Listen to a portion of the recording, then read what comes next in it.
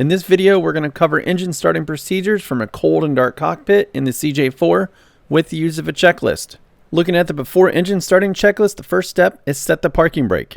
This is important because jet airplanes will roll even at idle power if the brake is not set.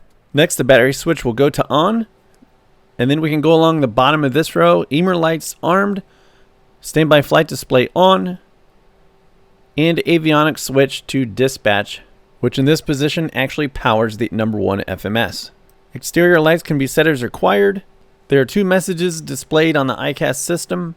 The parking brake is set, causing that message to be displayed, as well as the pitot-static messages being displayed. That's normal. The pitot-static heat needs to stay off on the ground in this situation.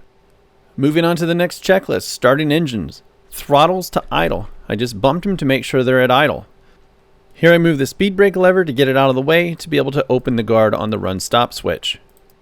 Next, moving down to the bottom of the pedestal, we're going to start the left engine first, so pressing the left starter button, immediately followed by the left run button.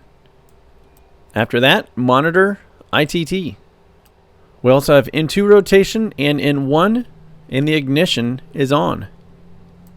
You'll also notice fuel boost on left, which is part of the start sequence that happens automatically.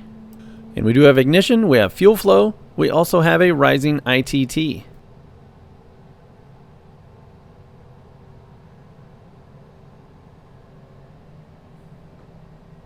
As the start sequence completes, you will notice the fuel boost left side will extinguish, and also the ignition will turn off automatically. The start sequence is now complete, and the starter has disengaged.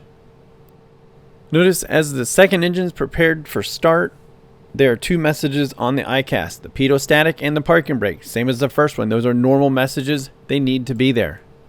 The same steps will be followed for the second engine start. But to finish this start, the avionics switch can come on, and also the generators, verify both of them are on. What that's going to do is do a cross generator start, so the operating generator is going to help start the other engine versus the battery powering the starter as it did on the first engine. The same steps will be taken on the right side. The difference, when the start is complete, the ICAS is checked again to make sure all the messages associated with the start went away, and also checking the hydraulic pressure. If you're wondering where that checklist came from, I made it and tailored it to Microsoft Flight Simulator.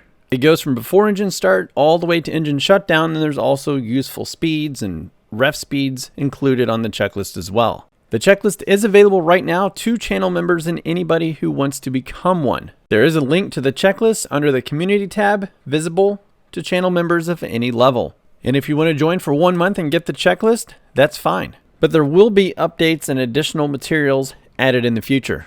And if you'd like to see checklists and materials added for other aircraft, please let me know.